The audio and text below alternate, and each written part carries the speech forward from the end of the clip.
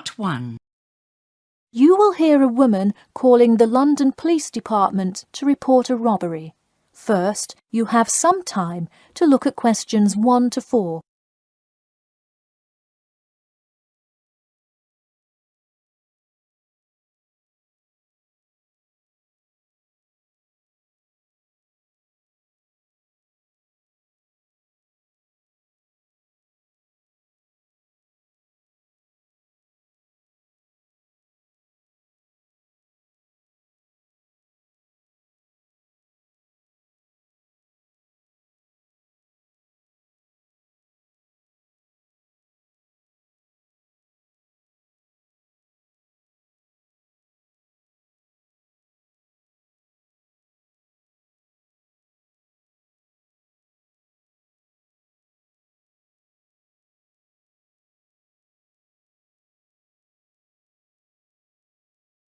Listen carefully and answer questions 1 to 4. Hello, London Police Department. Yes, I would like to report a robbery. All right, just a minute while I pull up the form. OK, could you give me your first and last name? Anna Grieg. Anna Gregg. G-R-E-G? No, Grieg. G-R-I-E-G. Got it. All right, moving on. Gender, female. Date of birth? 15th of March, 1980. All right, thanks. Just a few more personal information questions, and then we can address your claim. All right. What's the address? 4 Ellendale Street. That's E-L-L-E-N-D-A-L-E. Oh, right, Ellendale Street. Yeah, we've had a lot of break-ins in that area lately. And the postal code? W5 2AT. And are you a citizen of the UK? No. OK. What type of citizenship do you have? Well, I lived in the United States for most of my life, but I am actually of Grenadian nationality. OK. So is that the country that issued your passport? Yes. All right. Before you hear the rest of the conversation, you have some time to look at questions 5 to 10.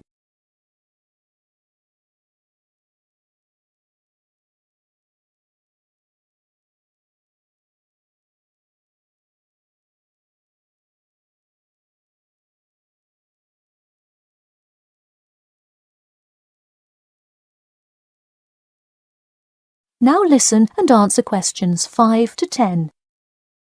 And what is the crime you're reporting? I already said a robbery. Oh, right. Sorry. This is about the 100th robbery report I've filled out today. Have you had any prior break-ins? In the building or just my flat? The unit below mine got broken into last year. No, just your flat. Oh, then no, not here. All right. Let's see here. Can you think of anything that was out of the ordinary around your building, or anyone who may have had reason to do this? No, it seemed like just a normal evening. I didn't see anyone suspicious and can't think of anyone that would target me specifically. How long has this been your place of residence? Let me think. I moved in on February 1st and it's October, so it's been about 8 months already. Wow, time flies. And that is just for Ellendale, yeah? Yes, I have lived in the UK for just over 1 year. I see. Can you give me the first and last names of all members of the household? Actually, I live alone. OK, so no other occupants. And can you give me a brief account of what happened? I left to go to a dinner party at 6 p.m. and when I returned at 11, I found the place ransacked and a lot of my things gone. Any sign of forced entry? Yes, the back door was wide open and it looked like someone used a crowbar to force it open. I see. And just to be clear, was the door locked when you left? Of course. Hey, you would be surprised how many reports we get where people have failed to lock their doors. Now, I need you to list any missing items valued above £200. So far, I'm missing my computer, my purse with my wallet in it, and the TV. OK, let's start with the computer. What is the estimated value? £500. And what is the serial number? G416870. Thank you. And a visual description? It is a black 13-inch PEMDAS cloud book. There is an Oxford sticker on the lid. Okay, and could you give me a description of the purse? Sure, it's a Claude Frieda shoulder bag and the material is silver-coloured cloth. Price? £300. Okay, that concludes my report. I'll submit it and we'll let you know of any developments. That is the end of part 1. You now have half a minute to check your answers.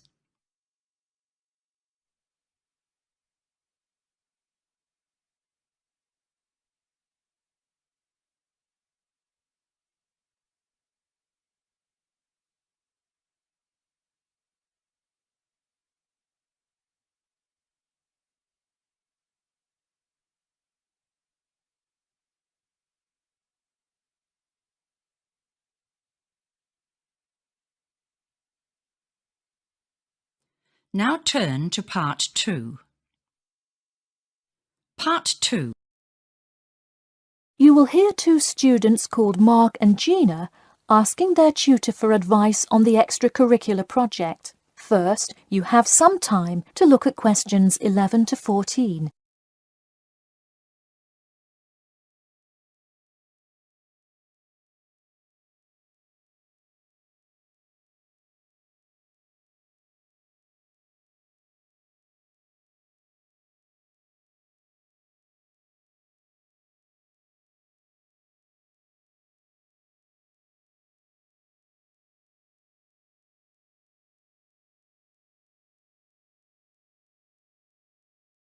Now listen carefully and answer questions 11 to 14. Hi Mark. Hi Gina. What can I help you with? So we were hoping you could help us with this extracurricular project. Sure. What is the topic? Attending business school. This sounds like a great idea. So you're going to explain the requirements for getting into business school? Not exactly. It will be more broadly about the experience, the academics, accommodation, and social experience that comes with being part of the business school. I see. So would your audience be the general public? Well, we would probably want more to focus on members of the institution. We would especially like to reach individual applicants to the business school. I see. Now, what form will this information be? You could give a talk to all the summer courses. All you'd need is permission from the course director. Or you could pass out information outside the student union. Those are both good ideas. What about sending out pamphlets in the mail? Most college students never check their mail. Maybe you could make a video and show it on campus. That's a great idea. We'll do the video. Great. And as members of the business school, do you have an incentive to attract new students? If so, this idea is a great way to do that.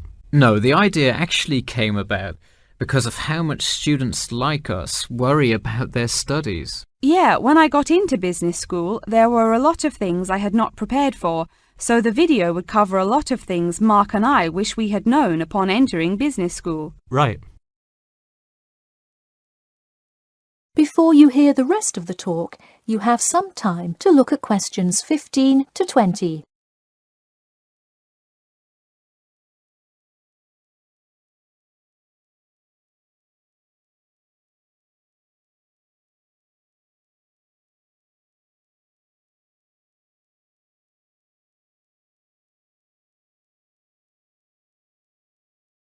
Now listen and answer questions 15 to 20. What would you talk about first? The first and probably most important section would be academics. Good idea. So, would you provide guidance on what courses to take? We want to focus especially on the approaches professors take, their teaching methods. It is far different than what students are used to in high school and even in liberal arts college. Good idea. And how long do you think you would spend explaining academics? We'll probably spend 7 minutes on it. We also have some ideas for talking about housing, food options and stuff like that. We're not really sure how to tie it all together though. I think it would be suitable to title that section Accommodation. What do you think? That could work. We'll definitely describe the different dining options at the cafeteria, and then walk students through flats and the grueling process of finding one near the business school campus. Okay, so we would cover specifics on the cafeteria as well as flats. I think those are both helpful. We could spend about 6 minutes on accommodation and be sure to touch on those specifically. Great. Is there anything else you would talk about? We definitely want to go over the social aspect of attending school here. Of course. I think it's good to have a little fun once in a while when you're working so hard in school. I think we are going to introduce new students to the disco that so many upper-class men know and love. Maybe we'll include a few other places too, but that's the main one. We're also going to invite students to the international evening taking place in the first week of school as a great chance for our large international student population to meet a lot of other new students. It can definitely be hard to meet people as an international student. I think that is a great idea. You may want to spend slightly longer on this section than the other two. How about 8 minutes? That sounds reasonable. So overall, the introduction should take 3 minutes and then the conclusion should take 4, giving us a total of 28 minutes. I wouldn't rush your introduction. Maybe give it between 4 and 6 minutes. The conclusion, though, can be shorter since it's just a quick refresher of each of the topics. Give that not more than 2 minutes.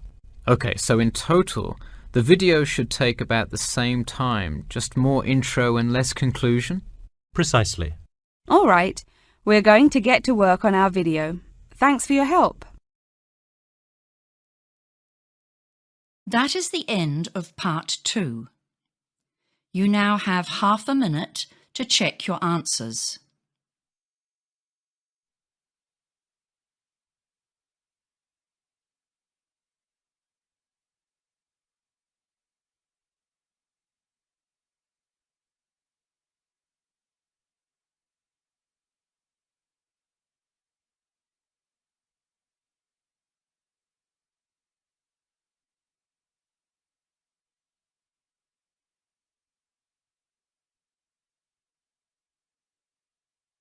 Now turn to part 3. Part 3. You will hear a student called John talking to his classmate Danny about the details of his research project. First, you have some time to look at questions 21 to 26.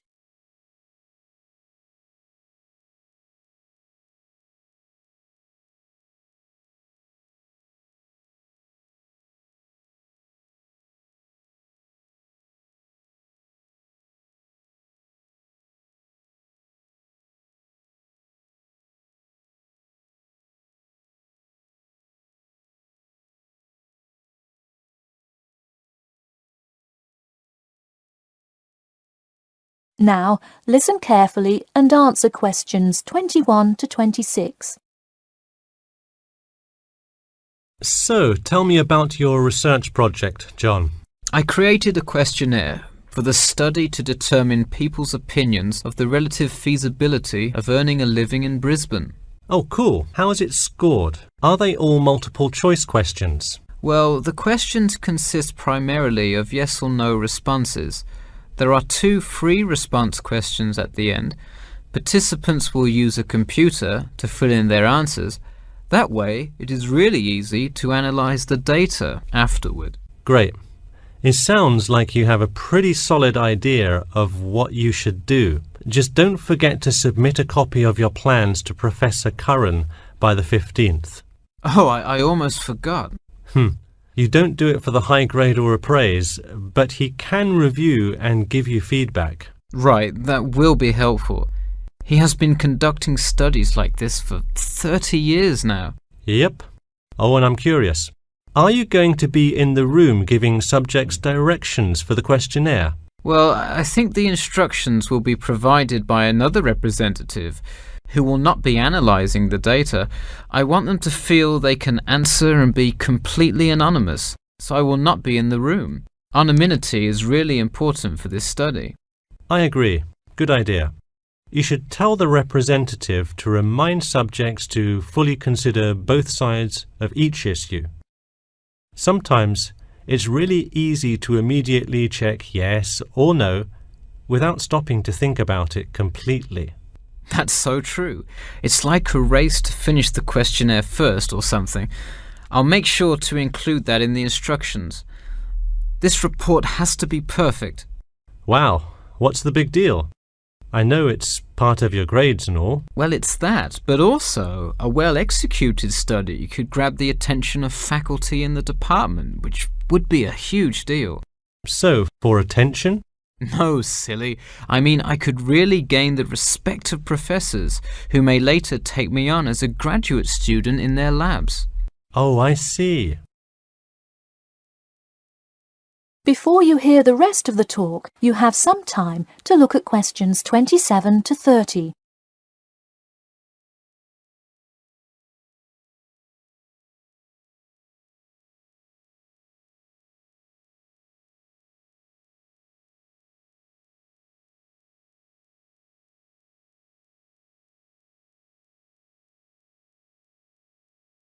Now, listen carefully and answer questions 27 to 30. Let me take a look at the survey. Wow, this looks great. The map of the median income by region is a great tool. Where did you find it? Well, thanks. I read a lot of sources and just noticed this one in a small psychology journal called Modern Psychology. It's more helpful than the photo I added, but I think the photo is just so interesting. It was in the newspaper last year during that huge wage strike. It's great. Probably not necessary, but it looks great. I don't understand. What is WKRX's involvement here? Oh, the radio station agreed to sponsor the study if I play their station in the room. Wow, interesting. So you don't have to pay for any of this? Exactly. Nice. Where did you get that idea? Last month, at the Psychology Club Council meeting, someone talked about how easy it is to get sponsorship from local businesses, so I listened to their advice and called around. I'll have to remember that. Well, this all looks great. Good luck. That is the end of part 3. You now have half a minute to check your answers.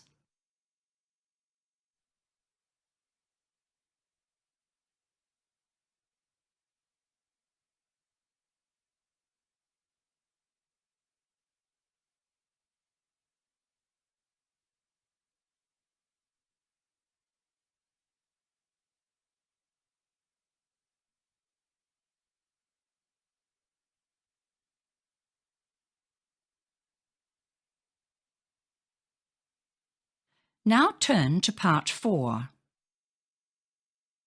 Part 4. You will hear the beginning of a lecture about the Pleasanton Town Market.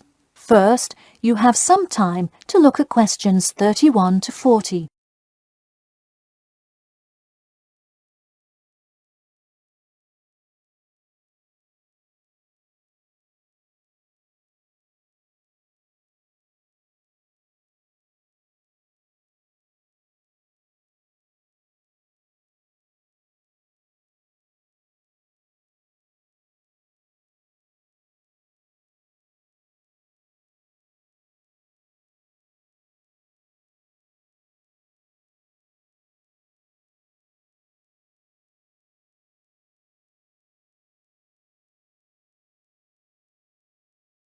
Now, listen carefully and answer questions 31 to 40. Good afternoon. In the last few lectures, we've been covering the social and political pressures that influenced the rise of the rebellion of 1679. Today, I would like to focus on the Pleasanton Town Market. Now, why are we talking all about some market? It's not like it was the first market ever, or even a particularly large market. The Pleasanton Town Market is important because it is often mentioned in the literature found in the library. If you have ever been there, you have probably seen all of the handcrafted items sold there now. But what was originally bought and sold in the town market? In the beginning, the market sold products such as meats, furs, and simple tools. Over time, though, it became known as the place to find quality livestock. People came from all over the world to find the biggest and best cows, pigs, and chickens. In fact, the profits from the town market became the savior of a plummeting economy during a time of much turmoil. Not to be confused with the Reconstruction era, a period of rapid development came about in the 1660s as a result of the market's vendors contributing their profits to building up much-needed public facilities and defense, which would later make a huge impact on the outcome of the war. For many years, the market flourished and began to draw in large tourism crowds in addition to the throngs of livestock customers. However, as revolutions in farming came about, more people moved to farms far from the city centre. Customers grew more and more reluctant to travel all the way to the town centre for their meats, when they could easily choose to buy from local farmers near them for a fraction of the price. With such a fall in the profits of the town's major profit generator, some quality town planning was needed. In the mayoral election of 1668, a young man of little fame just barely claimed the popular vote, none other than the now legendary John C. Wiley. Wiley's first decision as mayor of Pleasanton was to deal with the quickly failing town market. The building with the large clock was a landmark that had symbolized growth in Pleasanton for a generation. Wiley decided to use the notoriety of the town market to set an example. During the historical Rotterdam Rebellion, Wiley gave all those involved lifetime prison sentences in the very same building. It stayed a prison for about 50 more years until they transported all remaining prisoners to other facilities and turned it into the historical monument today.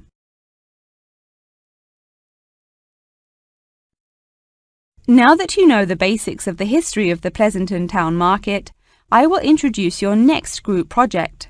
I want you to make a short film based on the real historical events that occurred in Pleasanton before and during the uprising. I will give you some class time to look through the library's reference section, but you will be responsible for conducting further research outside of class. I suggest starting by looking for information on the market itself. You'll find plenty of information. In fact, some students complain that there is actually too much information on it. On your own time, you could find family members of old war veterans to conduct interviews. Sometimes they provide wonderful insight that you wouldn't find in proper history books. But be careful, an interview that is riddled with bias is useless. I myself have some very old photographs here that you are welcome to take a look at for some inspiration. I'm lucky enough to own this one of Jim Wiley himself. Very interesting to see, but does not provide enough information to add much to your film. Feel free to take this film into whatever direction you choose. You could even do a crime thriller based on real outlaws. All you would have to do is look through the newspaper archives in the crime section during that time period. Try to get as much detail as you can, but you may end up having to draw your own conclusions. Okay, that's enough from me, so let's go on to...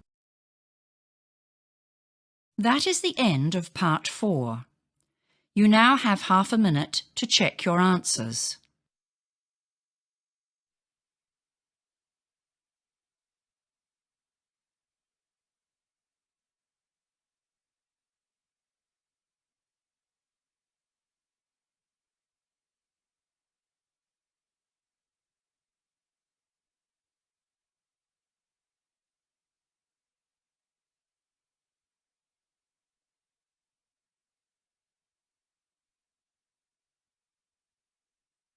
That is the end of the listening test. You now have 10 minutes to transfer your answers.